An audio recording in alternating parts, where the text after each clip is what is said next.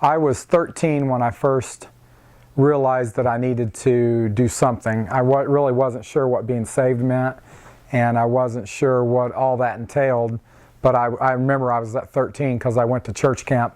The only year I went to church camp I was 13, and I knew at that camp that I needed to be saved. With everything that goes on in the life of a 13-year-old, I didn't know what any of it meant, but I knew I needed something different in my life. And everybody at camp was getting saved, and I didn't go forward. So for 3 more years, I put off making that decision. And I was 16 when I finally accepted Christ. I remember the day that I went forward. The funny thing that I remember about the whole salvation experience was I didn't really have any great traumatic thing happen that day, other than from that day forward I knew that when I leave this world I was going to be in heaven.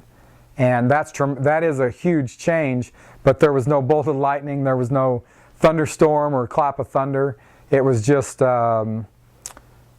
today I wasn't saved and tomorrow I was, type of thing.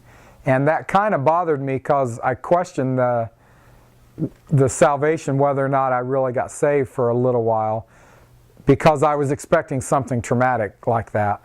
I also was expecting to not make any more mistakes, not to sin anymore, and not to use bad language or get in a fight with my dad. And those things continued for another 3 years probably, that I kept just questioned whether or not I was really saved. And then I was talking to a pastor one day, and I told him that, and he said that we'll always make mistakes.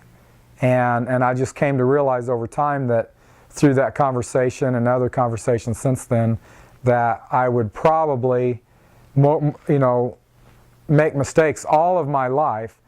The reassurance is, though, that I don't have to worry about where I'm going after this life's over.